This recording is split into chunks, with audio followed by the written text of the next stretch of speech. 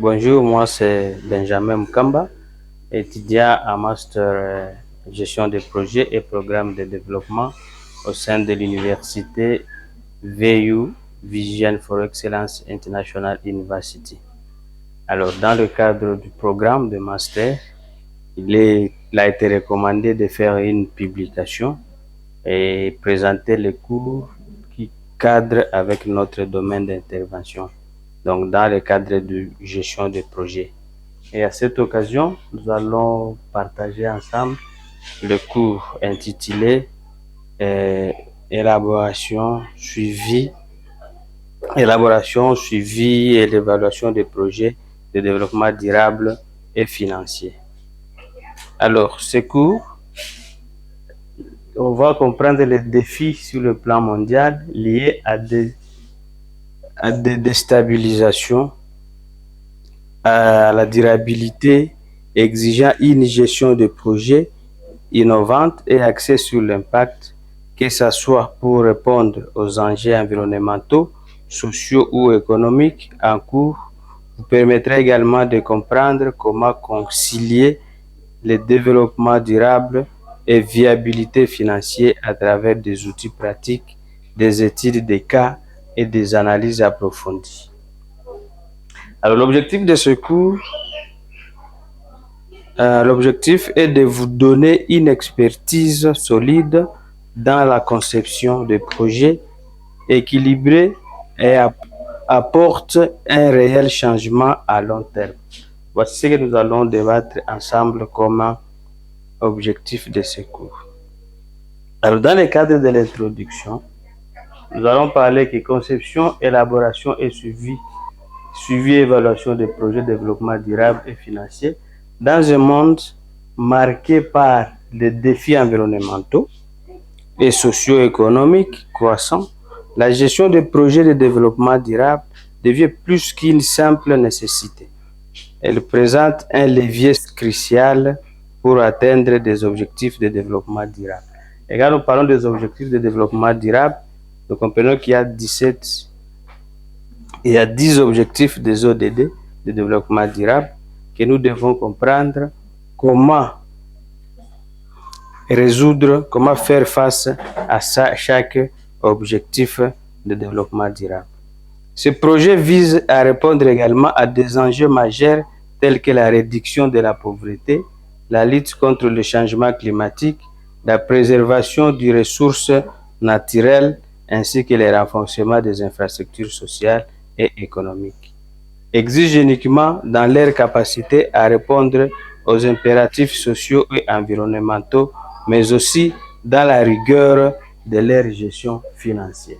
Voici les objectifs de développement durable auxquels nous devons faire attention, auxquels nous devons se focaliser pour résoudre dans le cadre de l'élaboration des gestions de projets. Nous devons savoir ces objectifs et les mettre en considération. Alors, les cours en soi dont nous sommes en train de parler, c'est fixe des objectifs. Les principaux objectifs du cours, on va analyser les dimensions du développement durable. Et quand on veut analyser les dimensions du développement durable, là on va explorer les 3 piliers du développement durable, social, environnemental ainsi qu'économique, et leurs applications pratiques dans la conception des projets. Un agent de projet, quelqu'un qui est manager du projet, doit savoir analyser la dimension du développement durable. Donc, quand on est en train d'élaborer un projet, on doit réfléchir, on doit savoir le type de ce projet. Est-ce que c'est un projet durable? Est-ce que c'est un projet d'urgence? Et à partir de là, si c'est un projet durable, on doit explorer les piliers du développement durable, le plan social, sur le plan environnemental, mais aussi économique et leur application pratique dans la conception de ce projet. On doit également maîtriser les outils financiers spécifiques. Un manager de projet doit savoir quels sont les outils financiers et plus spécifiques qu'il doit utiliser pendant l'élaboration de ce projet. Et là, on va mettre l'accent sur apprendre à utiliser ces outils financiers ou établir des budgets, évaluer la rentabilité des projets, analyser leur viabilité à long terme et attirer des financements adaptés. C'est-à-dire qu'il faut savoir quels sont les outils qu'on va utiliser? On doit utiliser évaluer sa rentabilité. C'est que la rentabilité, c'est-à-dire qu'est-ce que ça apporte, cet outil-là, qu'est-ce que ça va donner à cette élaboration, à ce projet qu'on est en train de faire. On doit savoir analyser leur viabilité à long terme et attirer des financements d'une manière durable ou adaptée. Troisième chose, on doit savoir gérer des projets complexes, c'est-à-dire un manager, c'est quelqu'un qui est à mesure de gérer plusieurs projets. Il doit savoir mesurer quels sont les projets, il doit savoir gérer plusieurs projets dans ou au sein de l'entreprise auquel il est en train de travailler. Voici un peu les outils qu'on doit travailler, les objectifs auxquels on doit se fixer en tant que manager de projet. Je parle d'analyser les dimensions du développement durable. On doit maîtriser les outils financiers et puis plus spécifiques. On doit savoir gérer des projets complexes, c'est-à-dire plusieurs projets au même moment en tant que manager. À part ça, on doit également savoir évaluer et ajuster les projets de manière continue.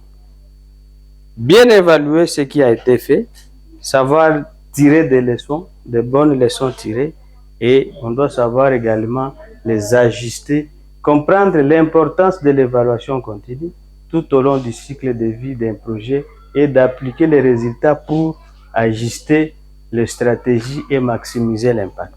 C'est-à-dire quoi là-bas? On doit savoir faire quand même des évaluations. Les projets en cours, ils doivent être comparés par les projets passés. Qu'est-ce qui a été bien fait? Qu'est-ce qui n'a pas été bien fait? Qu'est-ce qu'il faut corriger? Qu'est-ce qu'il faut ajouter? Qu'est-ce qu'il ne faut pas ajouter? Alors, à part ces principaux objectifs, nous allons parler du plan du cours.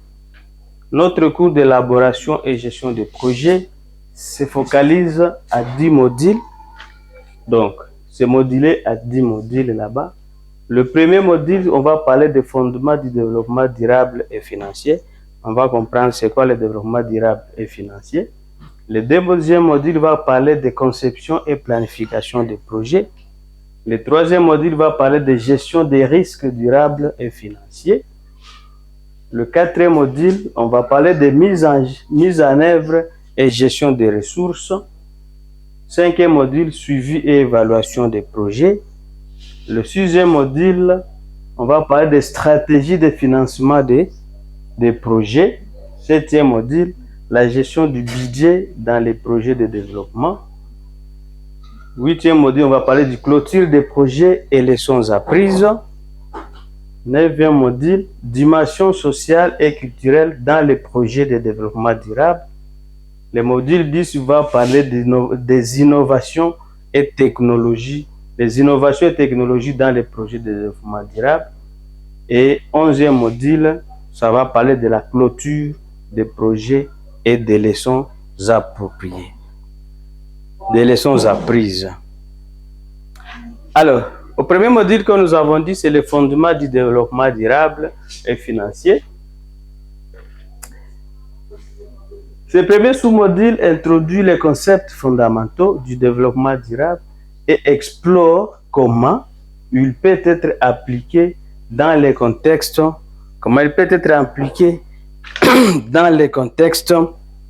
des projets économiques, financiers et sociaux.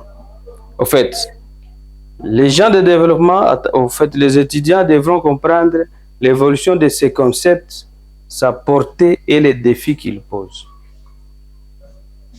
Sur le plan de définition, si nous pouvons parler de définition, les définitions du développement durable. Le développement durable est un modèle de croissance économique qui cherche à répondre aux besoins du présent sans compromettre la capacité des générations futures à répondre aux leurs.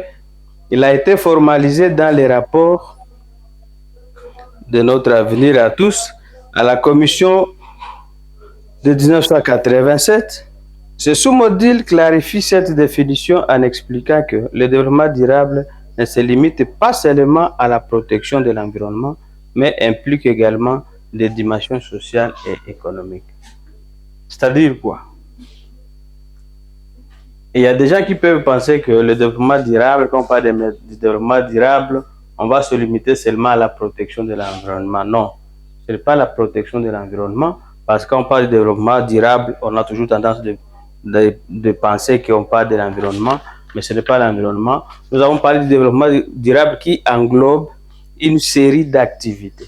Mais alors, en parlant du développement durable, on doit savoir maintenant comment impliquer les dimensions sociales et économiques. Quand on parle des dimensions sociales et économiques qui sont essentielles, on doit comprendre les dimensions sociales sur le plan environnemental. Qu'est-ce qu'on va? On doit étudier les communautés, on doit voir les coutumes, on doit voir les normes qui sont dans la communauté, et les projets que nous sommes en train d'orienter doivent faire ressortir ces éléments là-bas, parce qu'on ne doit pas aller travailler dans une communauté et toutefois on ne connaît pas quelles sont les normes, ainsi de suite. Mais on doit intégrer également l'aspect économique, savoir est-ce que le budget, est-ce que les moyens alloués à ces projets vont répondre à ce que les projets puissent avancer dans le mieux. Les trois piliers de développement durable, comme nous le savons, quand on parle des trois piliers de développement durable, on attend beaucoup plus sur l'écologie, l'économie et le social. Ce qui est écologie, nous comprenons, c'est ce qui englobe les ressources, certaines ressources, mais ce qui est économique, c'est le moyen également. Ce qui est social, ça fait liaison, ça fait allusion à des communautés, ainsi de suite. Chaque pilier sera étudié dans le détail avec les exemples d'initiatives internationales ainsi que dans les initiatives internationales locales, internationales et locales qui ont intégré ces trois dimensions. L'objectif de développement durable, nous savons que le développement durable, les ODD, ont été mis en œuvre en 2015. Et c'était sur demande des Nations Unies. Et là, il y a 17 ODD, comme nous l'avons dit, qui ont été adoptés pour l'horizon 2030. C'est-à-dire les objectifs durables, les 17 objectifs durables qui ont été adoptés par les Nations Unies visent une amélioration ou une vision en 2030. Donc, on pensait que dans 15 ans, de 2015 à 2030, quelles sont les évolutions, quelles sont les améliorations, qu'est-ce qui peut marcher, les amendements par rapport à l'environnement, par rapport à la vie sociale des gens. Et là, on a visé à éradiquer la pauvreté. Ça, c'est l'objectif des ODD. Il faut éradiquer la pauvreté. Il ne faut pas qu'il y ait la pauvreté. On doit protéger la planète, c'est-à-dire l'environnement, tout ce qui est arbres, tout ce qui est quoi. On doit garantir la prospérité pour tous. Chaque objectif de développement sera expliqué en termes de pertinence pour le développement durable et leur lien avec les politiques publiques et privées sera approfondi. Sur le plan historique et évolutif du développement durable, nous allons dire qu'une rétrospective sur l'évolution du concept depuis la première discussion lors de la conférence de Stockholm, là nous sommes en 1972, en passant par les principes établis lors de la conférence de Rio de Janeiro en 1992, jusqu'à l'intégration des ODD en 2015. Vous voyez qu'il y a une évolution par rapport à l'historique. Il y a une évolution. On est arrivé aux ODD, aux objectifs de développement durable, après avoir passé en 1972 sur la conférence de Stockholm. Il y a eu la conférence de Rio en 1992. Maintenant, en 2015, on est arrivé en 2025. En 2015, on est arrivé aux ZDD. Et toutes ces étapes, c'était dans le but de combattre la pauvreté, éradiquer la pauvreté, protéger la planète et garantir la prospérité pour tous. Voici un peu l'historique par rapport à l'évolution des objectifs de développement durable. Alors, avec les objectifs de développement durable, cela permet de montrer l'émergence progressive d'une vision plus globale au développement et comment ces idées façonnaient les politiques internationales modernes. Voilà, c'est-à-dire avec les ODD, on voulait montrer l'émergence progressive d'une vision plus globale. Quand on a parlé de 1970, on est à 1992, c'est une émergence progressive qui s'est faite ou qui a été faite pour montrer le développement durable, la globalité du développement et comment ces idées ont façonné les politiques internationales. Il y a eu les conférences clés qui ont été organisées et qui ont donné des impacts pour arriver à ces objectifs de développement durable.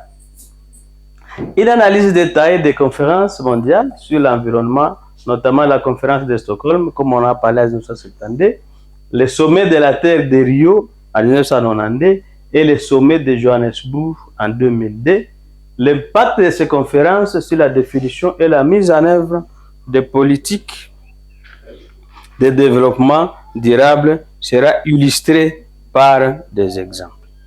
Voilà encore comment ça s'est acheminé, les objectifs de développement, en commençant par toutes ces étapes de conférences, de différentes conférences et en conférences et en conférences. Alors, les cadres internationaux et nationaux par rapport à ces objectifs de développement durable, il y a les rôles des accords internationaux, comme l'accord de Paris sur le climat, nous sommes en 2015. Il y a encore la déclaration de Rio sur l'environnement et le développement sera discutée. Parallèlement, une attention particulière sera portée aux stratégies nationales de développement durable et au changement de chaque pays envers les ODD. Donc, si on comprend bien, il y a eu des conférences et même des pays qui ont commencé à adapter comment faire intégrer ce développement durable dans ces actions. Alors, comment comprendre les dimensions économiques, sociales et environnementales? Pour comprendre ces dimensions économiques, sociales et environnementales, on doit comprendre, sur le plan économique, on doit comprendre l'objectif est de lier le développement durable à une gestion économique efficace et responsable. C'est-à-dire, pour comprendre les dimensions économiques, on doit savoir lier le développement durable à une gestion économique efficace et plus responsable. Pour comprendre la croissance inclusive, on doit comprendre comment encourager une croissance économique qui profite à tous et particulier aux populations vulnérables. Les questions de justice sociale, d'accès aux ressources et d'équité seront également abordées. Alors, l'économie circulaire et innovation durable, c'est quoi? L'économie circulaire et innovation durable, c'est un modèle économique qui privilègie la réutilisation, la réduction des déchets et la réparation. C'est-à-dire l'économie circulaire et innovation durable. Là, on parle de modèles économiques qui privilègient la réutilisation, la réduction des déchets et la répartition. Les entreprises qui appliquent ces modèles sont de plus en plus nombreuses et leur impact sur les finances publiques et privées sera analysé. Le développement des infrastructures durables. Ici, il s'agit d'interagir des transports ou d'habitat. C'est crucial de développer également des infrastructures qui soient à la fois économiques, viables et écologiquement responsables. Nous avons dit qu'un manager doit savoir intégrer beaucoup de systèmes. C'est-à-dire, quand on veut développer des infrastructures durables, il faut savoir comment faire. Il faut savoir intégrer les transports ou l'habitat. Il est crucial également de développer des infrastructures qui soient à la fois économiques, viables, écologiques, aussi responsables. Les projets d'infrastructures durables seront détaillés, y compris les financements nécessaires et les avantages à long terme pour la société. Dimension sociale, sur le plan social, cette dimension met en avant l'importance des droits humains et de la justice sociale et de l'équité dans le développement durable. On va parler de la réduction des inégalités. La réduction des inégalités, ici on parle comment les projets de développement peuvent-ils intégrer des stratégies de réduction des inégalités. Les stratégies d'interdiction des inégalités dans la gestion des projets, un bon manager doit savoir comment orienter ses projets ou il doit appliquer également les 4 principes humanitaires. Il doit être indépendant, on doit tenir compte de l'humanité. L'humanité, c'est-à-dire tous les bénéficiaires sont au même niveau. L'indépendance, on ne doit pas être derrière une pression de quelqu'un. Mais aussi, on doit être neutre. La neutralité doit être dans nos actions, mais aussi l'impartialité. Surtout l'impartialité ici, ça fait allusion avec la réduction des inégalités. Quand on a l'impartialité et qu'on n'a pas la partialité, quand on est impartial, c'est-à-dire c'est tout le monde, tous sont égaux, tous les bénéficiaires ont les mêmes droits, tous les bénéficiaires doivent être traités au même niveau, quelle que soit la race, quel que soit l'état physique, quelle que soit la taille, quel que soit le sexe, quelle que soit la religion. Dans la gestion de projet, on doit tenir compte toujours des inégalités. On ne doit pas être de l'impartialité comme on doit avoir l'impartialité comme les principes humanitaires le déclarent. Accès à l'éducation, à la santé et à un logement décent. Ce sont les 17 ODD que nous sommes en train d'expliquer. Accès à l'éducation, à la santé et à un logement décent. Le développement durable ne se limite pas aux aspects économiques et environnementaux. Les politiques sociales doivent garantir l'accès à des services essentiels. Des exemples, les programmes réussis dans les pays en développement seront analysés. C'est-à-dire, on doit tenir compte de l'éducation. L'éducation pour tous, il y a des campagnes qui sont dites par là. Dans l'éducation en situation d'urgence, c'est tous les enfants qui doivent... Il y a des programmes d'intégration des systèmes scolaires, de réinsertion, ainsi de suite. C'est-à-dire, l'accès à l'éducation pour tous doit attirer notre attention. Mais aussi à la santé et à un logement qui est décent. Il y a la participation citoyenne et la gouvernance, où on va parler de la participation citoyenne ou la gouvernance. Les projets de développement durable doivent impliquer les communautés locales. On ne peut pas faire un projet sans toutefois faire participer les bénéficiaires ou les membres de la communauté. Et là, on va dire en planification que tout ce qu'on fait pour moi, sans moi, c'est contre moi. C'est-à-dire, on doit savoir impliquer tous les projets de développement durable doivent impliquer les communautés locales et garantir à une gouvernance transparente. On doit savoir est-ce que la gouvernance est transparente. Si tel rôle doit être joué par une femme, donner les femmes, il faut promouvoir les responsabilités à tous les niveaux. Dimension environnementale, les aspects des ressources naturelles et la préservation de la biodiversité sont au cœur du développement durable. Cette section abordera les défis environnementaux contemporains et la manière dont les projets peuvent contribuer à la protection de l'environnement. La protection de la biodiversité et gestion des ressources naturelles. Comment concilier le développement économique? Comment concilier le développement économique et préservation de la biodiversité. Les stratégies de gestion durable des ressources naturelles, telles que la gestion des forêts, des terres agricoles et des écosystèmes de marins seront étudiées. La réduction de l'empreinte carbone. On va parler de l'évaluation de l'impact environnemental des projets, comment évaluer et gérer les risques environnementaux associés à un projet. Les études d'impact environnementaux, des impacts environnementaux et les bonnes pratiques en matière de gestion des ressources naturelles seront également explorées.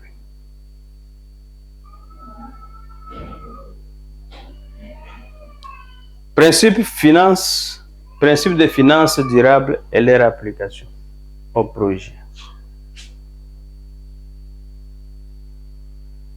Introduction à la finance durable. La finance durable intègre des conditions, disons des considérations environnementales, sociales et de gouvernance dans la prise de décisions financières. Cette approche cherche à promouvoir une économie responsable où les investisseurs et les entreprises prennent en compte les impacts de leur activité sur la société et l'environnement.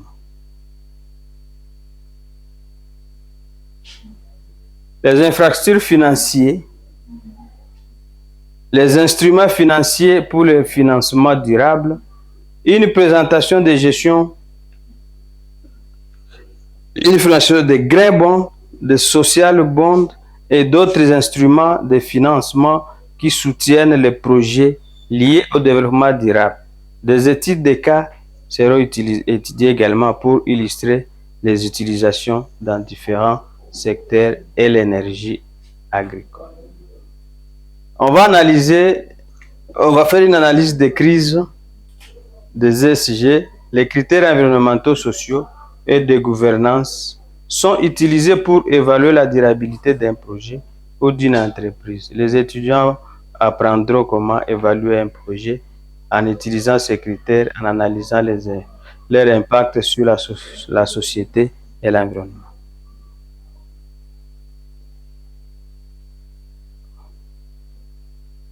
Voilà un peu le module 1 que nous venons de terminer. Et si nous parlons du module 2, nous allons parler de conception et planification des projets. Quand on parle de conception et planification des projets, pendant la conception ou lors d'une conception, la conception d'un projet suit certaines étapes. La première étape, on doit toujours faire une identification des besoins et une analyse des parties prenantes. C'est-à-dire, pour faire une bonne élaboration ou conception des projets, planification des projets, il faut suivre ces différentes étapes. La première chose, c'est faire une identification des besoins. Il faut savoir le besoin, qu'est-ce qu'on veut faire, et aussi savoir les parties prenantes, c'est-à-dire avec qui, où est-ce qu'on va faire ça et avec qui. On doit savoir également faire l'identification des besoins des communautés et des bénéficiaires. L'identification des besoins des communautés et des bénéficiaires, ce sont des besoins ou une étape cruciale dans la conception de tout projet de développement durable. Cette section explore différentes méthodes de collecte d'informations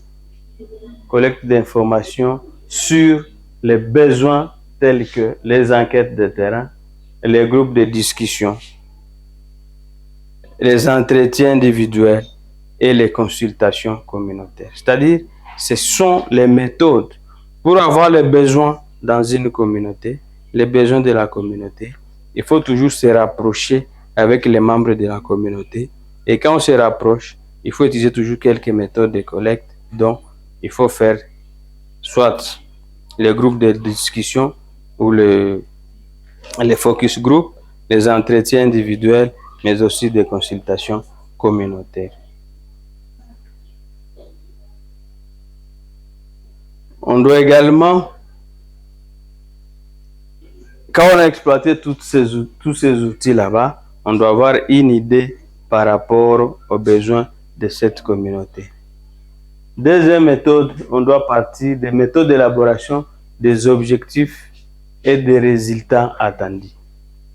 Quand vous avez déjà toutes les informations à partir des différentes méthodes qu'on a utilisées, les focus group, on a fait des interviews individuelles, on a fait des contacts de communautés. Vous avez déjà toutes les données, toutes les informations par rapport aux besoins de la communauté. On doit passer maintenant, on doit songer maintenant à élaborer des objectifs, mais aussi des résultats attendus à ce projet. Et quand on parle des objectifs qu'on doit élaborer, on doit tenir compte du principe ou de la méthodologie des objectifs qu'on appelle les objectifs SMART. C'est-à-dire les objectifs SMART, les objectifs doivent être spécifiques, ça doit être mesurable, ça doit être acceptable, ça doit être réaliste dans le temps. Et le principe SMART là doit être toujours en avant. Donc spécifique, mesurable, atteignante, réaliste et temporelle. On doit également tenir compte des objectifs à court, à moyen et à long terme. La distinction entre les différents types d'objectifs à court, à moyen et à long terme et comment planifier une progression logique des actions nécessaires pour atteindre ces objectifs à différents stades du projet. Le développement des résultats attendus. Pour développer les résultats attendus ici, ça représente le changement. Les résultats attendus, ce sont des changements attendus. Ça représente le changement ou les effets tangibles du projet. Donc, quand on parle des résultats, on fait attention ou on attend au changement ou des résultats tangibles sur le plan attente. Après tout ça, on va passer au troisième analyse. On doit faire une analyse coût, bénéfice et viabilité financière du projet. Là, maintenant, on commence. On a les besoins, on a les objectifs où on veut atteindre, on a les résultats attendus. Maintenant, il faut faire l'analyse des coûts, des bénéfices, mais aussi des viabilités financières des projets. Pour atteindre tel objectif, quels sont les moyens qu'il faut mettre en place? Pour atteindre ces objectifs, pour arriver à ces résultats attendus, nous devons utiliser le moyen. Là, on va faire maintenant le coût. C'est question de budget. On doit faire maintenant les coûts-bénéfices par rapport à chaque objectif pour voir les coûts réels de ces projets. Après toutes ces analyses, on doit passer à l'approche participative pour la planification des projets. L'approche participative pour la planification des projets, comme nous le savons, on doit toujours intégrer certaines couches. On doit savoir quels sont les besoins de ces gens de la communauté. Quelles sont les attentes? Qu'est-ce qui peut nous amener? Mais aussi, quand on parle de faire participer, approche participative pour la planification des projets, on doit maintenant faire une approche au sein de l'organisation, voir les différents départements, quels sont les coûts qu'ils ont, les besoins qu'ils ont par rapport, soit par exemple sur le plan logistique, sur le plan financier, RH, ils vont recruter combien de personnes, les coûts logistiques, ça va coûter combien, les moyens roulants, tout ça, tout ce qui est matériel roulant, ainsi de suite.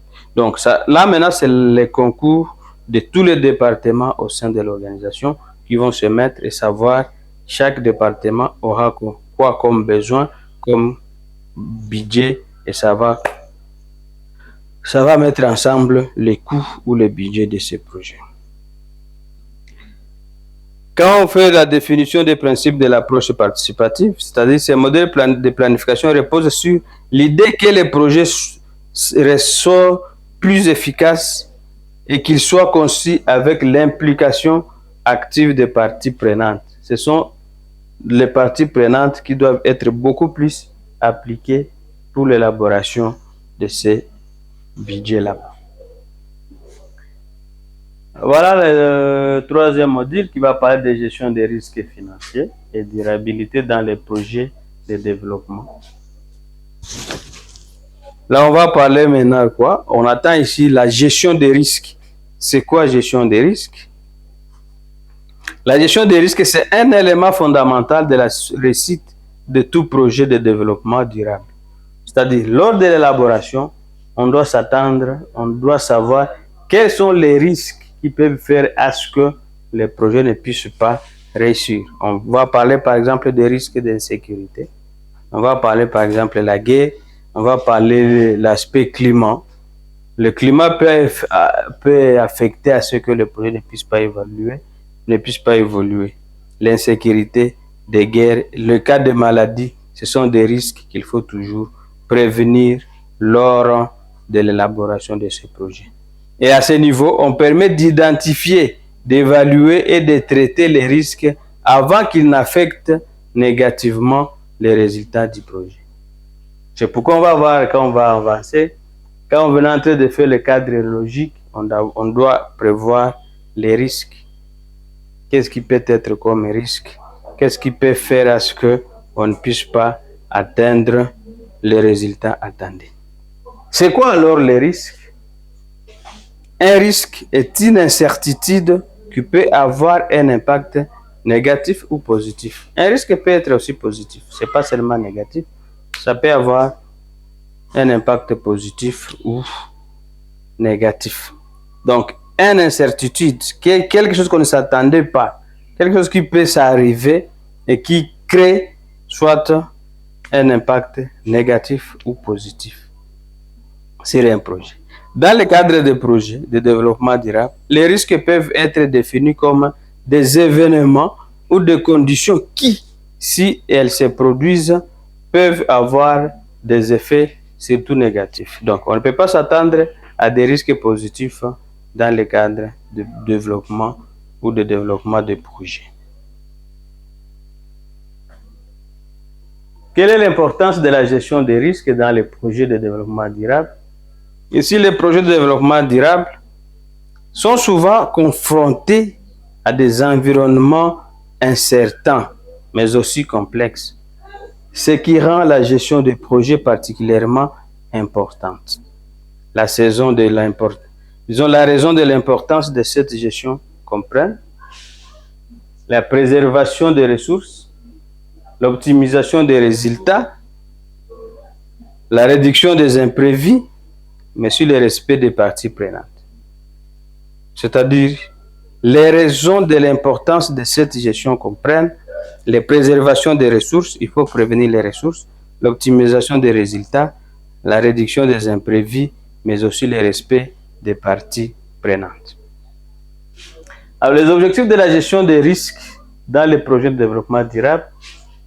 Là, on va parler de l'identification des risques. Il faut savoir identifier des risques, comme nous avons dit. Et cela, ça va inclure les risques financiers, les risques environnementaux, les risques sociaux, mais aussi des risques politiques. On doit savoir faire une évaluation de l'impact de chaque risque. Si c'est un risque financier, si c'est un risque environnemental, si c'est un risque social ou c'est un risque politique, il faut savoir faire une implication des mesures, l'impact potentiel de chaque risque sur les objectifs du projet. Mais également, on doit savoir planifier, faire une planification de la réponse au risque.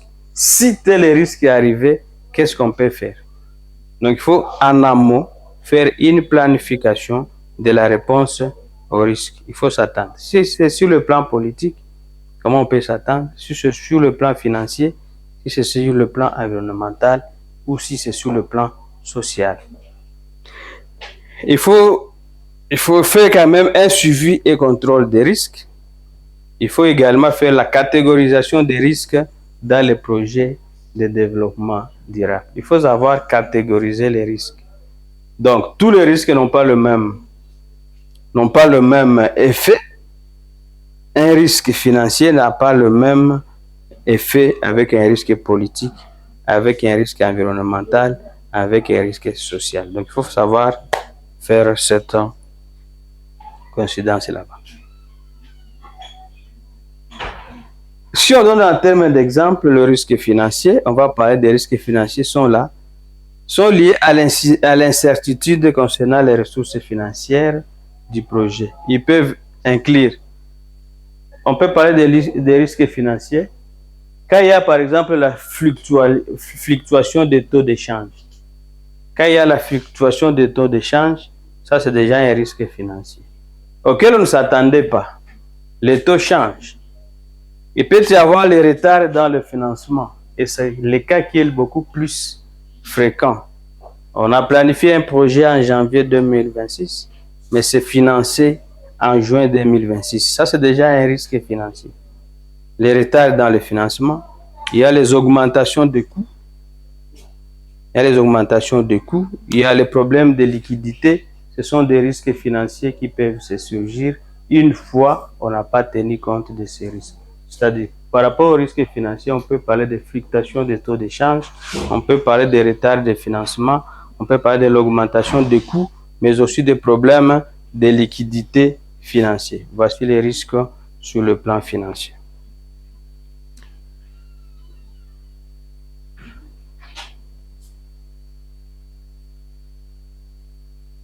Mais aussi, on peut également parler de panne de système ou d'équipement. On peut parler de mauvaise gestion des ressources humaines. On peut parler, bon, tout ça, ce sont des risques financiers. Mais quant aux risques environnementaux, sur le plan environnemental, on peut parler maintenant du changement climatique. Le changement climatique, c'est un risque environnemental. On peut parler de dégradation de l'environnement. On a parlé là avant, nous avons dit qu'il y a l'état, les climats. Donc, le changement climatique, il y a des endroits où on ne peut pas accéder quand c'est la saison pluvieuse. Il y a des dégradations de l'environnement. Vous voulez faire le terrain, vous trouvez que la route est cassée. Ça, c'est une dégradation de l'environnement. Ça, c'est le risque environnemental. Il y a des réglementations environnementales. Il y a tout ça. Alors, par rapport aux risques sociaux et politiques, on peut parler des oppositions de communautés locales. Vous allez dans une communauté, la communauté vous dit qu'avec votre projet, ici, vous n'allez pas travailler. Ça, c'est un risque de communauté locale. Il y a les changements dans les politiques publiques. Quand vous êtes parti faire l'état des besoins de la communauté, pendant l'élaboration du projet, les besoins qu'on a exprimés, c'était une telle autorité. Mais comme il y a un risque de financement, comme on a parlé des risques de financement, les risques liés à la finance, il y a eu retard. Quand vous revenez avec le projet, ce n'est plus l'autorité locale qui était là. Ça implique directement à des problèmes. Il y a la non-conformité aux lois locales, problème de propriété intellectuelle, il y a même identification des risques sur le plan financier. Et examen des ressources de financement, analyse de flux de trésorerie, évaluation des coûts de construction et d'exploitation. Alors, quels sont les outils et méthodes d'analyse des risques financiers? Les outils et méthodes d'analyse des risques financiers, on va parler de l'analyse des sensibilités. Il y a l'analyse des sensibilités comme première méthode d'analyse des risques financiers. Dans l'analyse des sensibilités, on doit parler du coût, du revenu, du taux d'échange, etc. Mais il y a également les scénarios de simulation. Et quand on parle de scénarios de simulation, il y a des scénarios optimistes, mais aussi pessimistes et réalistes. Il y a l'analyse des valeurs actuelles nettes, les VAN. On doit faire les analyses des VAN, les valeurs actuelles nettes. En évaluant les VAN, les gestionnaires des projets peuvent déterminer la rentabilité d'un projet en prenant en compte les risques financiers futurs. Une VAN négative indique que le projet pourrait être trop risqué du point de vue financier. Il y a l'analyse du point mort.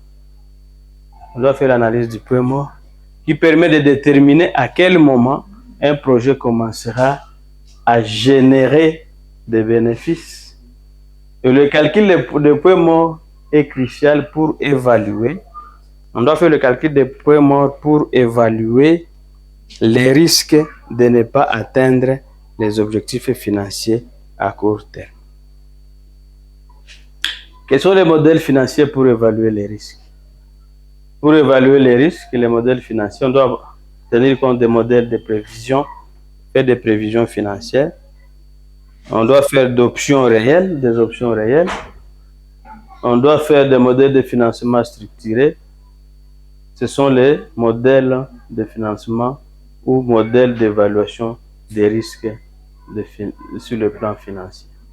Donc, le modèle de prévision financière, les modèles d'options réelles, mais aussi les modèles de financement structuré. Alors, par rapport aux gestions des risques dans la pratique des projets de développement durable, dans la pratique de développement durable, on va parler de méthodes de gestion des risques. Il y a la prévention, la réduction et le transfert. La prévention des risques implique des actions visant à réduire la probabilité que les risques surviennent. Prévention, on doit prévenir quelles sont les probabilités ou quelle est la probabilité que le risque ne puisse pas survenir. Il y a la réduction des risques, mais aussi le transfert des risques. Des stratégies d'atténuation et planification d'urgence. Pour les stratégies d'atténuation et planification d'urgence, on doit faire des créations de réserves financières. On doit songer au renforcement de la collaboration avec les parties prenantes, mais aussi on doit tenir compte de la planification d'urgence et des simulations des crises. On doit parler également de l'intégration de la gestion des risques dans le cycle de vie du projet. Dans le cycle de vie du projet, on doit tenir compte de l'intégration de la gestion des risques. Et là, la gestion des risques dès la phase de conception, suivi continu des risques pendant l'exécution du projet, mais aussi la révision des risques après la clôture du projet. On doit tenir compte de tout ça. C'est-à-dire, dans la phase de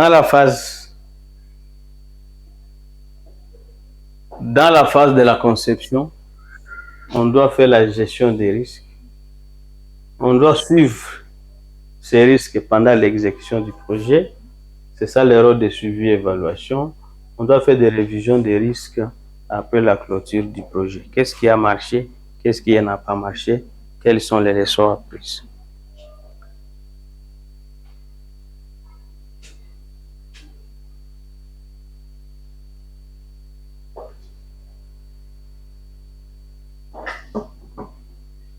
Les méthodes de gestion des risques dans les projets de développement durable.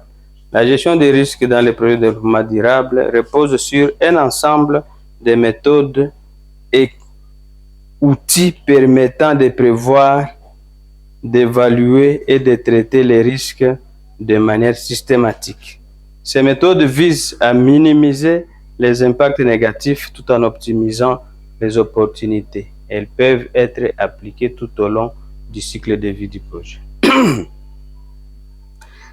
Et quand nous parlons de tout, ils peuvent être appliqués tout au long du cycle du projet, c'est-à-dire l'identification des risques, les brainstorming et ateliers participatifs. On doit faire des checklists des risques. Quand on va faire une analyse des risques dans la communauté, on doit identifier tous les risques possibles qui peuvent surgir, qui peuvent venir, qui peuvent surprendre pendant l'exécution du projet. C'est ça le checklist des risques. On doit faire des brainstorming, c'est-à-dire on regroupe les gens, on fait les focus group, on récolte, on fait des ateliers participatifs. Les gens donnent tout ce qu'ils peuvent, tout ce qu'ils attendent comme risque. C'est ça l'identification des risques.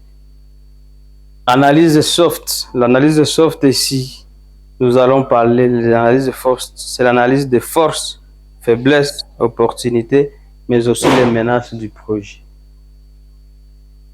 Forces, faiblesses, opportunités et menaces du projet permet d'identifier les risques internes et externes. Quelles sont les forces que nous avons? Quelles sont les faiblesses que nous avons? Quelles sont les opportunités que ces projets nous amènent? Et quelles sont les menaces? Et à partir de ça, ça va permettre d'identifier les risques sur le plan interne et externe.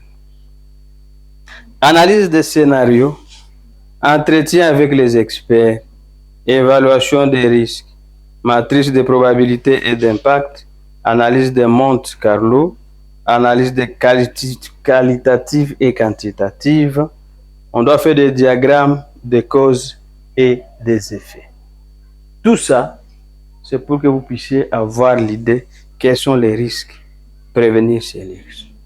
Et quand on fait maintenant la planification de la réponse aux risques, vous avez déjà identifié tous les risques, vous avez fait tout ce qui est les checklists à partir de brainstorming, vous faites maintenant une planification des réponses à ces risques. Et pour faire cette planification, on doit attendre à faire une atténuation ou la réduction des risques. L'atténuation, la réduction des risques. Et réduire la probabilité ou l'impact d'un risque en prenant des mesures. On doit faire le transfert des risques, l'acceptation des risques, mais aussi l'exploitation de ces risques. Tout ça, quand on est en train de faire une planification de la réponse, on doit savoir faire une atténuation des risques, le transfert des risques, l'acceptation des risques, mais aussi son exploitation. Le suivi et révision des risques. Quand on parle de suivi et révision des risques, qu'est-ce qui va se passer? On doit faire des audits réguliers des risques, on doit faire des rapports d'avancement, révision des stratégies de gestion des risques. Tout ça, c'est dans le suivi. Mais aussi les outils techniques pour la gestion des risques dans les projets de développement. Et quand nous parlons des outils techniques, on va voir quoi? Par exemple, outils techniques pour la gestion des risques dans les projets de développement. On va avoir les primitives. Il y a les risques registres software. Il y a l'Excel et autres outils de tableau, mais aussi les Project Risk Management Tools sont les outils qu'on utilise pour évaluer ou pour gérer les risques, les outils de gestion des risques. Primera, risque registre software, Excel ou autres outils de tableau, mais Project Risk Manager Tools. Méthode de cartographie des risques. Pour faire la cartographie des risques, il faut avoir une matrice des risques, il faut avoir un diagramme des risques, mais aussi carte heuristique, avoir une carte heuristique. Et sur le plan de continuité des activités, les éléments d'un plan de continuité incluent les ressources de secours, les protocoles d'urgence, les indicateurs de suivi des risques, taux d'indice des risques, impact financier des risques, état de la gestion des risques, l'intégration des risques financiers dans la gestion des projets de développement durable. Types de risques sont là. Gestion des risques financiers dans le cadre du projet. On doit chercher la couverture des risques financiers, la diversification des ressources, des sources de financement, subventions publiques et les investissements privés, les obligations vertes, tout ça, ça permet à un risque financier. Les partenariats publics et privés, ainsi de suite.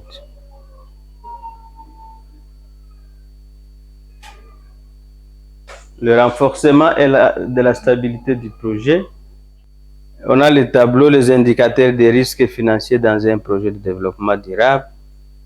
L'objectif est d'aider à identifier et catégoriser les différents types de risques financiers auxquels un projet de développement durable peut être exposé. Là, nous avons les types de risques. Ici, c'est le type de risque. De l'autre côté, sont au milieu de description, les exemples potentiels. Il y a des risques de financement. Là, nous parlons des risques de financement. On n'a pas de fluctuations dans les disponibilités de financement. Exemple, augmentation des coûts d'emprunt. Risque de trésorerie. Il y a par exemple l'incapacité à maintenir de flux de trésorerie positifs. Et là, le retard dans les paiements des partenaires, par exemple. Il y a les risques de coûts. Et quand on parle des risques de coûts, on a là-bas l'augmentation imprévue des coûts de production, mais aussi, par exemple, la fluctuation des prix des matières premières. Il y a les risques de rentabilité, l'incertitude sur la rentabilité du projet, la sous-performance des installations de production, les risques externes. Il y a par exemple le facteur macroéconomique affectant les coûts ou les revenus. Et là, les exemples, nous avons la fluctuation des taux d'intérêt.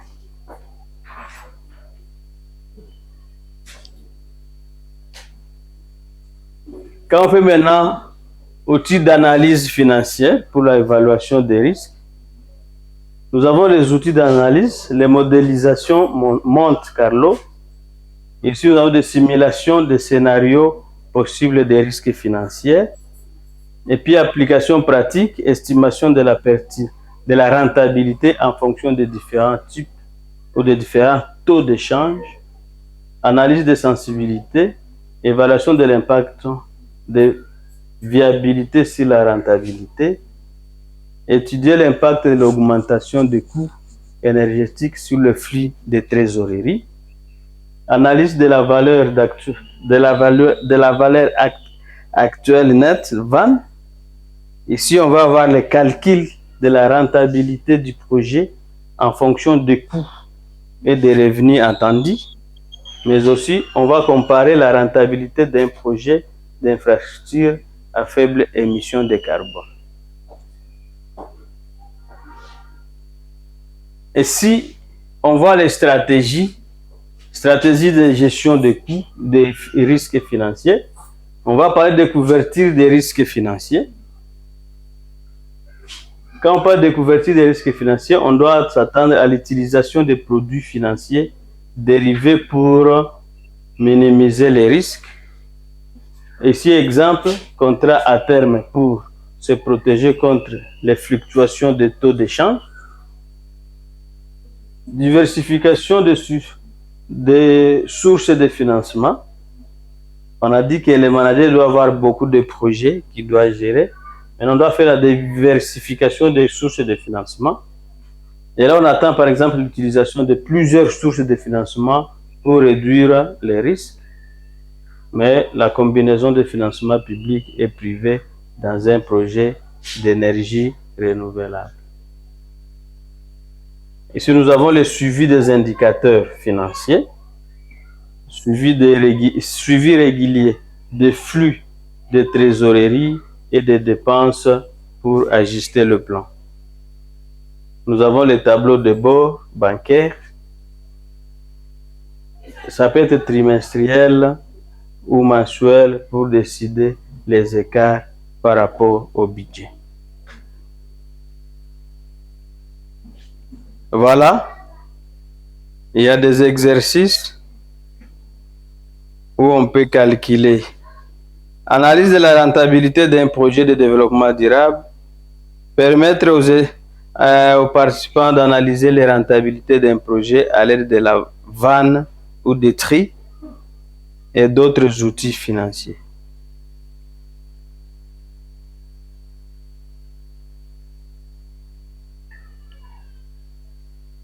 Mise en œuvre et gestion des ressources organiques.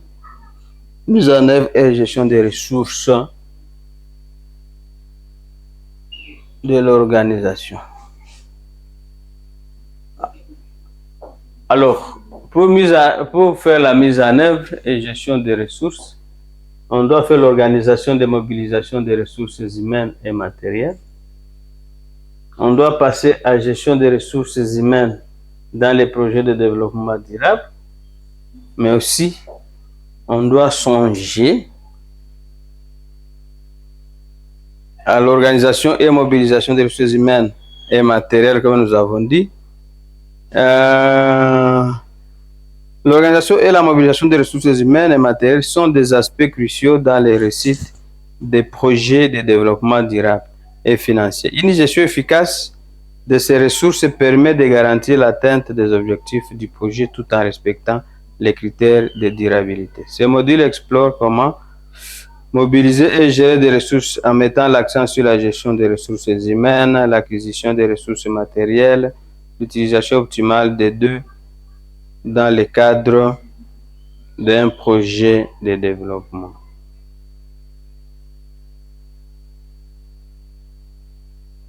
Exemple de gestion des ressources humaines dans un projet de développement. Pour la gestion des ressources humaines dans un projet de développement, on commence par le recrutement. Et quand on fait le recrutement, c'est la sélection des talents nécessaires au projet.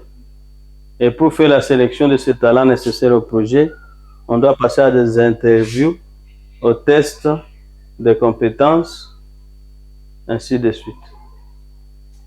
On va faire des formations continues et là, on va développer les compétences des travailleurs en matière de durabilité. En matière de durabilité, exemple des ateliers, des séminaires sur les meilleures pratiques et durabilité. Donc, tu vas avoir des motivations des employés, assurer l'engagement et la fidélité des employés, prime de performance par exemple, reconnaissance publique, formation complémentaire, suivi et évaluation des performances. On doit mesurer l'impact des ressources humaines sur le projet. Et là, on va passer à des indicateurs de performance et évaluation régulière.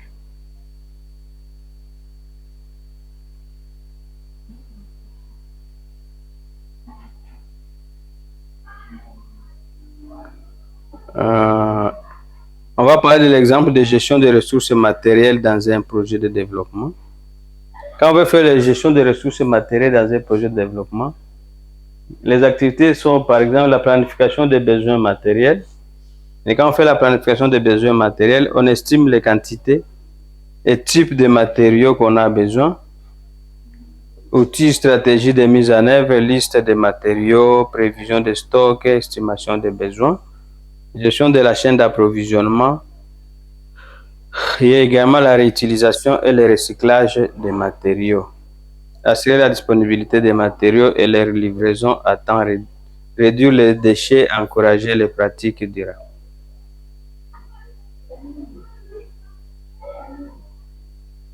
Suivi et évaluation de l'utilisation des ressources.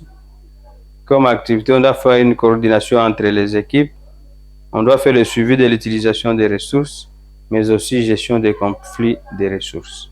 Et comme objectif, on doit assurer que les ressources humaines et matérielles sont bien synchronisées, garantir l'efficacité et la rentabilité des ressources, résoudre rapidement les conflits entre les équipes. Et comme outil, il y a des réunions de coordination, outils de gestion de projets, tableau de bord, rapport d'avancement, audit interne, méthode de modélisation, planification des priorités.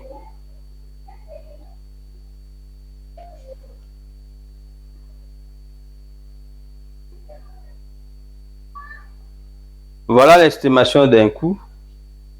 On doit faire l'estimation des coûts à chaque étape. Quand on est en train de faire l'estimation des coûts dans un projet, nous avons dit qu'il faut toujours faire impliquer tous les départements. Les ressources humaines, par exemple, estimation de coûts 30 000. Dépenses réelles 32 000. Écart 6,67%. Action corrective, revoir la planification des salaires. Pour répondre là, qu'est-ce qu'on peut faire? On peut revoir la planification des salaires. matériaux, par exemple semences dans un projet agricole, on prévoit les matériaux de 10 millions, mais le dépense exécutée c'est 12 millions. Il y a l'écart ou le dépassement de 20%. Ici, on va chercher des fournisseurs à moins cher. Voici comme le résultat ou l'approche qu'on peut utiliser. Formation, 5 000 par exemple, mais on est à 4 500. Il y a les moins 10% de la différence ou de l'écart. On va dépenser les fonds. La différence là de 5 000, ça doit être utilisé ou réaffecté à une autre ligne. Les transports logistiques, par exemple, 8 000, mais on a utilisé 7 000. Il y a 12,5%. Réévaluer les contrats logistiques des partenaires. Le total ici, c'était de 53 millions. Mais on est allé à 55 millions comme dépense. Il y a plus l'écart de 4,7. On doit faire ajuster les fonds alloués à d'autres catégories. C'est pour résoudre ça, il faut chercher quels sont d'autres fonds alloués à d'autres lignes qu'on peut ajuster et répondre à cet écart là-bas. Quand on veut faire le calcul, par exemple, dans un exemple de contrôle de coût d'un projet. Quand on veut contrôler le coût d'un projet, on doit faire le calcul à partir des frais de personnel, les coûts des matériaux, mais aussi les services externes, les transports. On doit voir si les frais étaient à 25 000, mais on a dépensé 27, il y a un dépassement, l'écart de 8%, on doit réduire les heures supplémentaires. Peut-être on a utilisé les journaliers, peut-être on a payé les heures supplémentaires. C'est pourquoi on est allé de 25 à 27. Il faut savoir les risques. Qu'est-ce qui a fait ça? Qu'est-ce qui peut faire qu'on puisse tomber dans cet écart-là? Les coûts des matériaux, 15 000, 17 500, on doit négocier avec les fournisseurs. On ne doit pas rester dans les coûts qu'on a imposés. Services externes, 5 000, 4 000, il y a 20 000.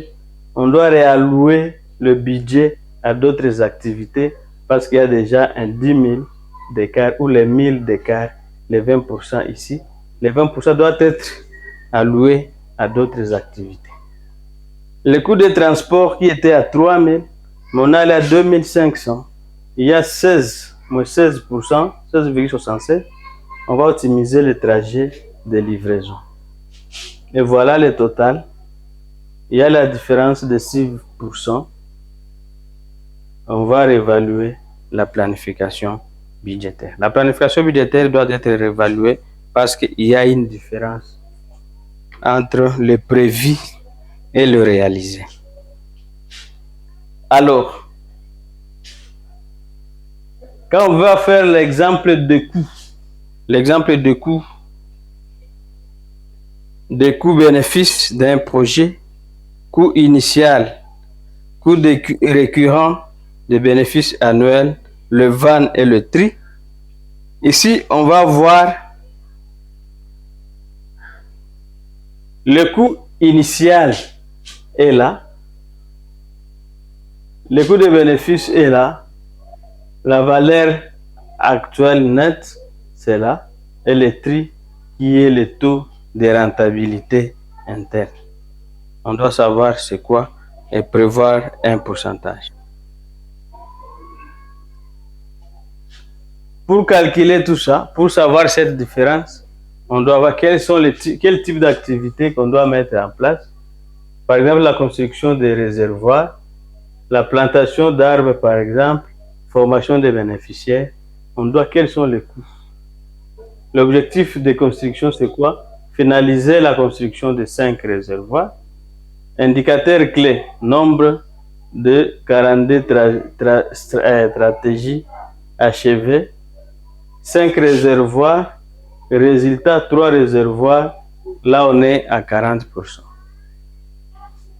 Plantation d'arbres. plantiers, 10 000 arbres. Nombre d'arbres plantés, 10 000 arbres. Résultat actuel, 8 800 arbres. On est à 15% de l'écart. Formation des bénéficiaires. Former 200 personnes. Nombre de personnes formées 200. Nombre attendu cible 200. Résultat actuel 110, 190 personnes formées. Il y a la différence de 5%. Voilà comment on fait le calcul de ce qui a été fait des taux d'exécution. Donc les indicateurs là, les indicateurs doivent montrer la différence entre ce qui a été planifié, ce qui a été prévu par rapport à ce qui a été fait. Les résultats attendus, on doit voir, les indicateurs doivent être toujours calculés en termes de taux.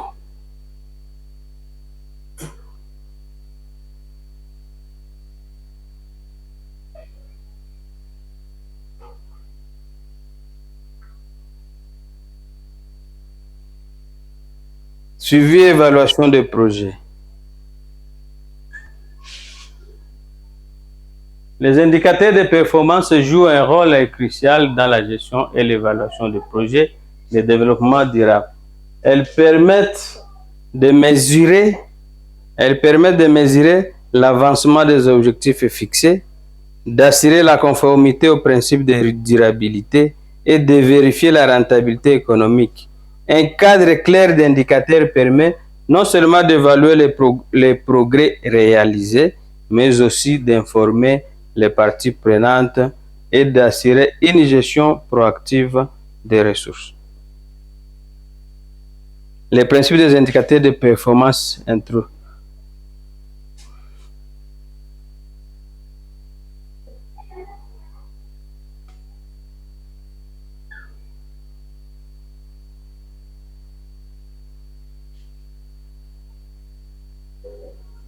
Caractéristiques d'un bon indicateur.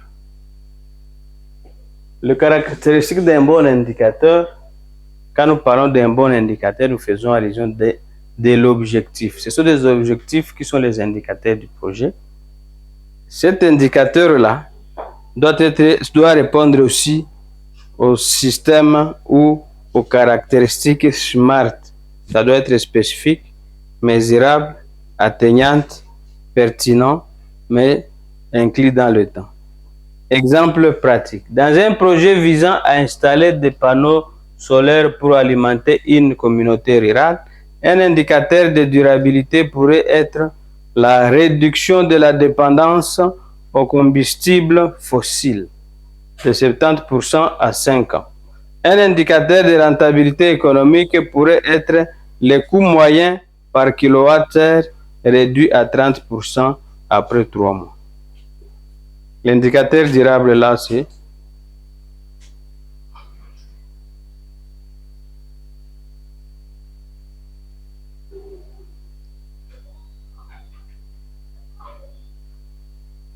voilà.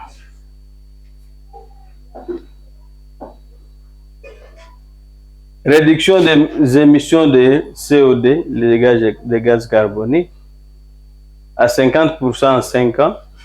Résultat actuel, 30% après 3 ans. Écart 20%. Donc le projet est en retard.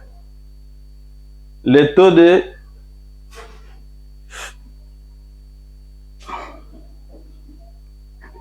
taux d'emploi locaux, 200 personnes en 3 ans, mais on est arrivé à 180 postes en 2 ans.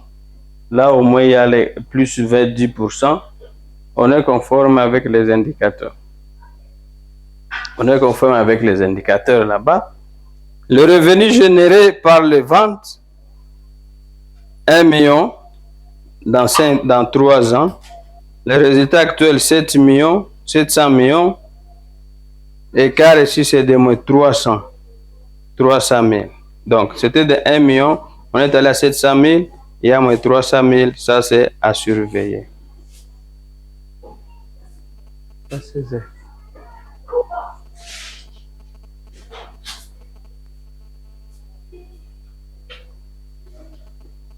Voilà. On peut parler de l'analyse comparative ici, analyse de corrélation, analyse coût-bénéfice, catégorie géolocalisation, catégorie et géolocalisation, caractéristiques. Formation des... parlons ici de intégration des données dans un tableau de suivi. Comment intégrer les données dans un tableau de suivi? Pour intégrer les données dans un tableau de suivi, nous avons par exemple formation des agriculteurs, nombre de participants formés, données collectées 120 agriculteurs formés, objectif 150 participants, écart 80% atteint, commentaire, ajouter une session. Installation de panneaux solaires, nombre de panneaux solaires 50 panneaux, il y a 100 panneaux qui ont été 50% atteints, accélérer l'approvisionnement. Sensibilisation sur l'agroforesterie, nombre de 3 campagnes organisées, 5 campagnes, 60% atteints, planifier des campagnes. C'est comme ça qu'il faut toujours intégrer les indicateurs dans un projet. Module 6, gestion des risques financiers et durabilité dans les projets. On va parler de gestion des risques financiers et durabilité dans les projets. Quand on parle de gestion, là on doit voir qu'est-ce qu'un risque dans les projets. Un risque peut être défini, un risque dans les projets peut être défini comme tout événement ou situation imprévue ayant un impact potentiel sur les performances du projet, que ce soit en termes de coûts, de délais, de qualité ou d'impact social et environnemental. Ces risques peuvent être positifs, opportunités, ou négatifs, menaces. Donc, quand on parle des risques positifs, ce sont des opportunités. Quand ce sont des risques négatifs, ce sont des menaces.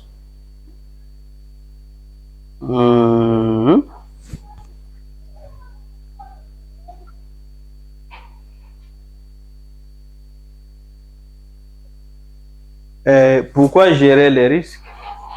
La gestion des risques permet de réduire les incertitudes liées à l'exécution des projets. Protéger les ressources financières, humaines et matérielles, assurer la résilience et la durabilité des résultats du projet, renforcer la confiance des parties prenantes et des bailleurs de fonds. Particularité des projets de développement durable. Les projets de développement durable se distinguent par leur interdépendance entre les dimensions économiques, sociales et environnementales. Cette complexité accroît les besoins de gérer les risques de manière proactive et intégrée, par exemple sociale, environnementale, économique. Sur le plan social, acceptabilité des projets par les communautés locales. Sur le plan environnemental, impact négatif imprévu sur les écosystèmes. L'économique, sur le plan économique, viabilité financière à long terme. La gestion budgétaire, la gestion du budget dans les projets de développement. Ici, l'objectif de la gestion du budget dans les projets de développement. L'objectif du budget, le budget permet de planifier et de contrôler les ressources financières nécessaires à l'achèvement d'un projet. Il assure que les fonds sont alloués correctement et utilisés efficacement pour maximiser l'impact du projet. L'importance du budget dans le développement durable. Un budget bien structuré permet de garantir la viabilité à long terme du projet, d'assurer son suivi rigoureux et de minimiser les risques financiers. Les composantes d'un budget du projet. Quand on parle des composantes d'un budget du projet, il y a l'identification des ressources, les ressources humaines, matérielles, financières nécessaires pour chaque étape du projet. Estimation des coûts, les coûts directs, les coûts indirects, les coûts récurrents, mais aussi il y a élaboration du budget des projets qui doit suivre les étapes. Étape 1, estimation des coûts, identifier chaque poste de dépenses et estimer les montants nécessaires. Cela inclut les salaires, les équipements, les fournitures et autres ressources. Étape 2, prévision des sources de financement. Cela peut inclure les financements internes, les dons, les prêts ou les contributions de parties prenantes. Et à l'étape 3, création d'une structure budgétaire, un tableau ou une grille qui regroupe les différents postes de dépenses, les montants estimés et les dates de paiement. Cela peut être sous forme de catégories comme formation, matériel, transport, suivi et évaluation.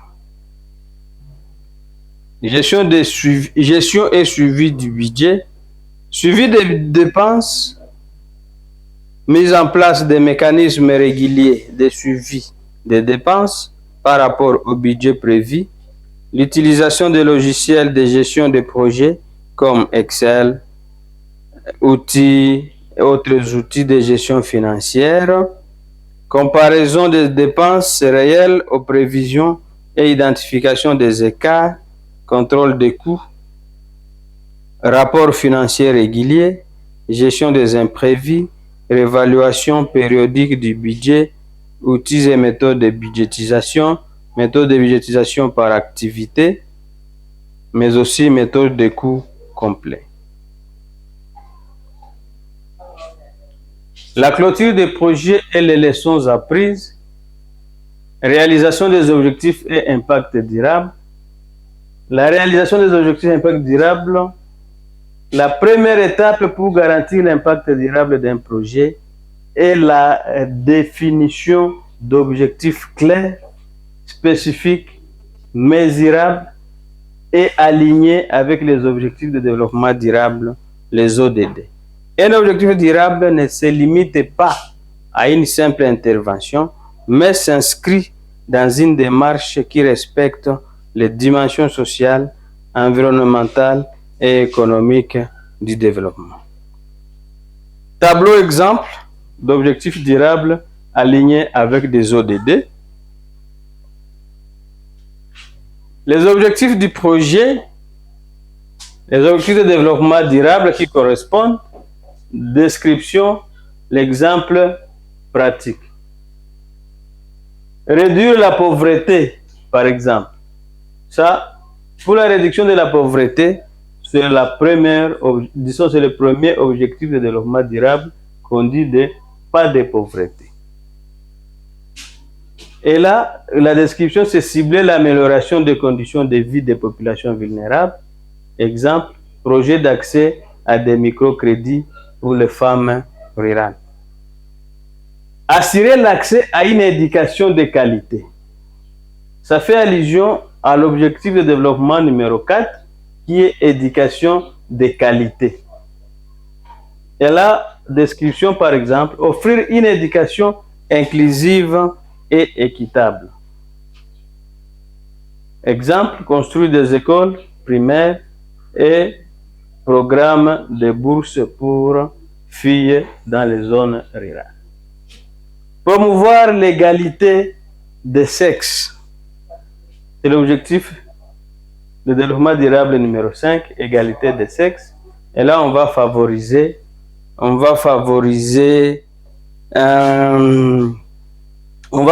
l'autonomisation des femmes et des filles, mais aussi on doit réduire la déforestation et protéger la biodiversité. À ce stade-là, comme exemple, on doit faire des formations professionnelles pour les femmes dans les secteurs technologiques. Le projet de réforestation dans une région à de fortes déforestations. Stratégie de mise en œuvre. Une fois les objectifs définis, la mise en œuvre effective repose sur la mobilisation des ressources, la planification à long terme et la collaboration des parties prenantes. Pour cela, plusieurs stratégies peuvent être adoptées. Par exemple, mobilisation des ressources. La réalisation des objectifs nécessite des ressources financières, humaines et matérielles suffisantes. Une planification budgétaire rigoureuse et une gestion efficace sont indispensables pour éviter des ruptures dans la chaîne de financement. Et là, nous avons l'exemple des types de ressources et leur mobilisation. Ressources financières, subventions, prêts, fonds de développement.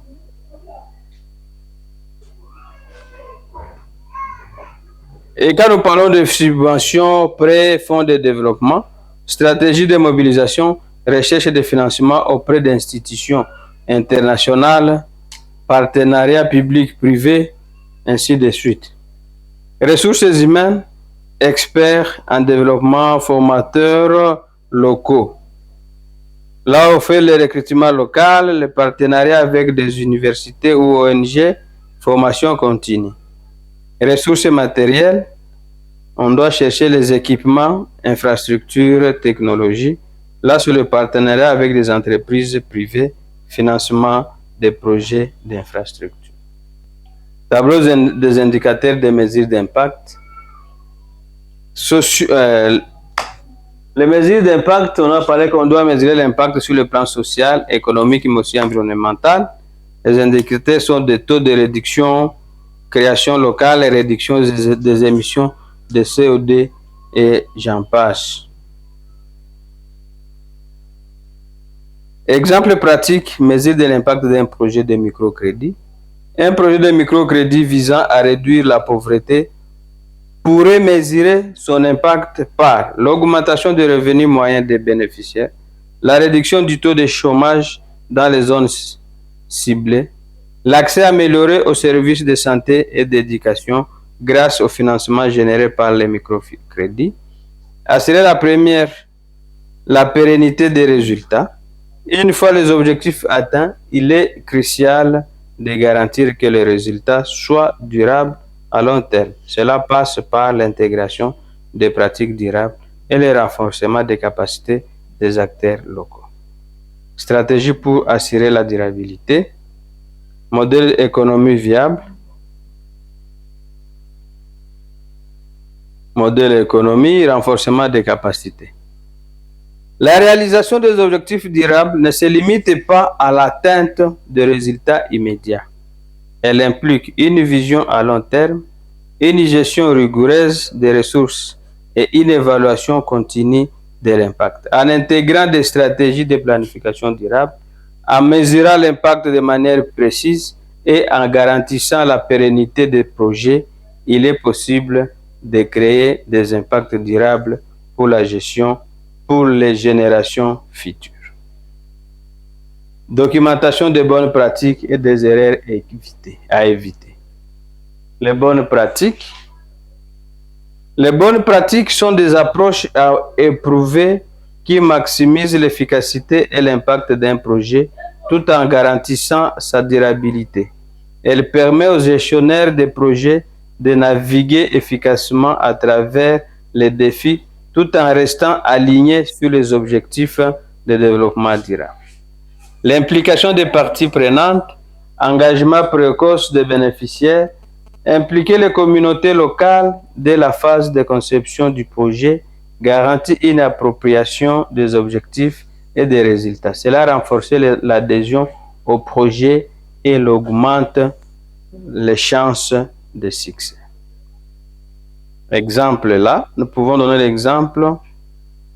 Lors d'un projet de gestion des ressources en eau, inclure les habitants des zones touchées dans le processus de plantation et de gestion des ressources. Partenariat multi-acteurs. Collaborer avec des acteurs gouvernementaux, des ONG, des entreprises privées et des experts techniques permet de vérifier les ressources, les compétences et d'améliorer l'impact sur les projets. Exemple, un projet de développement agricole durable pourrait bénéficier du soutien des ministères de l'Agriculture, d'entreprises privées spécialisées et des bailleurs de fonds. Suivi et évaluation continue. L'utilisation d'indicateurs de performance clairs définit des indicateurs spécifiques et mesurables permet de suivre le progrès et d'ajuster les stratégies si nécessaire. Exemple, dans un projet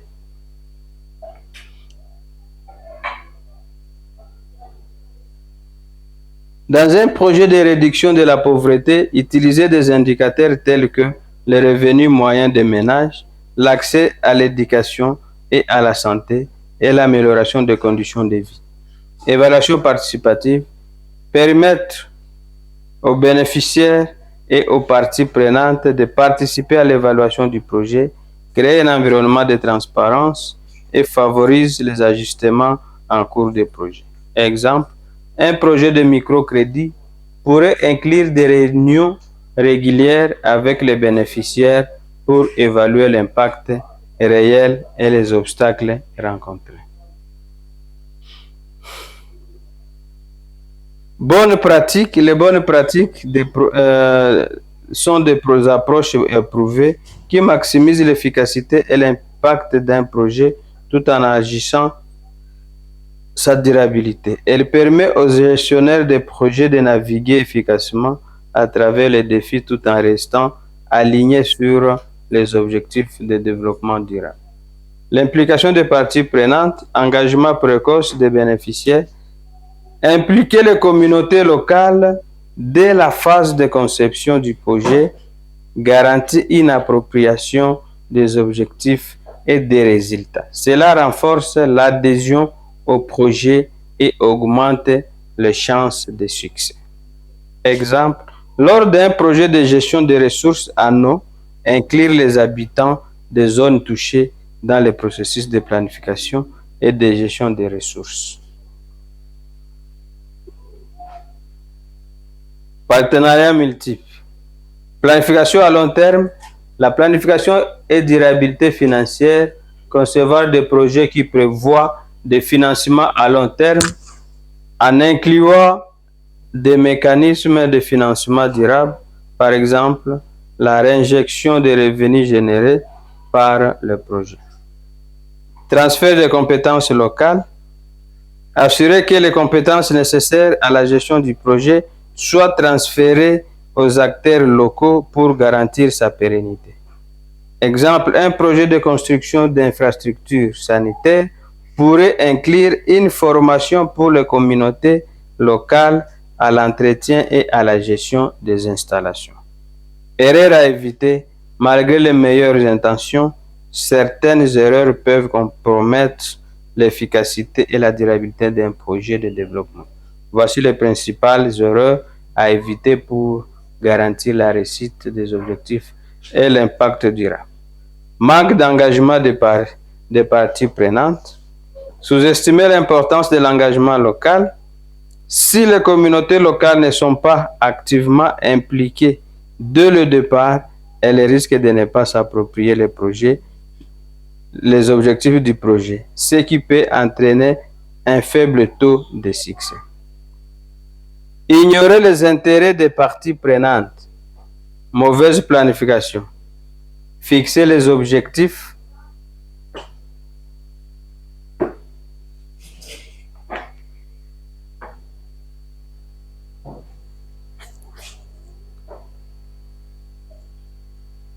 Mauvaise planification. Fixer les objectifs irréalistes. Absence de stratégie d'évaluation et de suivi. Manque de durabilité. Dépendance excessive à l'aide extérieure. Absence de renforcement des capacités locales, négligence de l'environnement, impact environnemental négligé, ignorance des changements climatiques, exemple pratique des bonnes Exemple pratique des bonnes pratiques et d'erreurs à éviter. Catégorie. Engagement de parties prenantes, planification et suivi, durabilité des résultats, impact environnemental. Impliquer les communautés locales dès le début du projet, utiliser les indicateurs mesurables et un suivi régulier pour ajuster les actions, prévoir un modèle économique durable avec financement interne et formation locale, réaliser une étude d'impact environnemental avant le début du projet. Ne pas consulter les bénéficiaires sur leurs besoins réels, lancer un projet sans plan de suivi et d'évaluation, dépendre exclusivement de financements externes sans plan de durabilité, lancer un projet sans évaluation des risques environnementaux.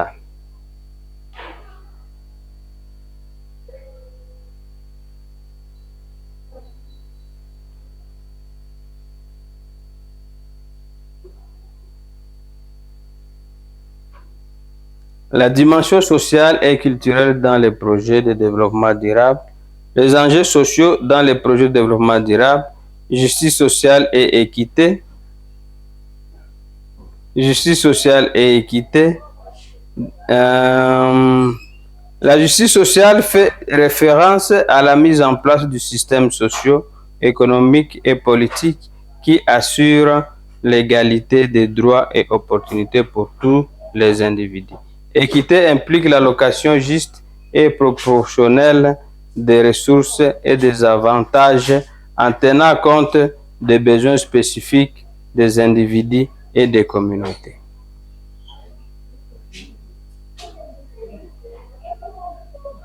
Principes fondamentaux de la justice sociale et de l'équité, inclusion des groupes marginalisés, équilibre intergénérationnel, participation active. Renforcement des capacités, mobilisation communautaire, barrières économiques, barrières géopolitiques, barrières institutionnelles et politiques. Développement communautaire et approche participative, renforcement des capacités locales, renforcement, autonomisation communautaire, formation et développement des compétences, organiser des ateliers, séminaires et programmes de formation adaptés aux besoins spécifiques des communautés. Exemple, formation des agriculteurs en pratique agricole durable, cours de gestion pour les coopératives locales, développement institutionnel, création ou renforcement des institutions locales, associations, coopérations, comités de développement, renforcer la capacité des institutions à mobiliser et gérer les ressources, soutien technologique, introduction de technologies accessibles et adaptées aux contextes locaux, exemple système de gestion de l'eau automatisé pour les zones rurales. Avec ces notions, nous disons et nous vous remercions.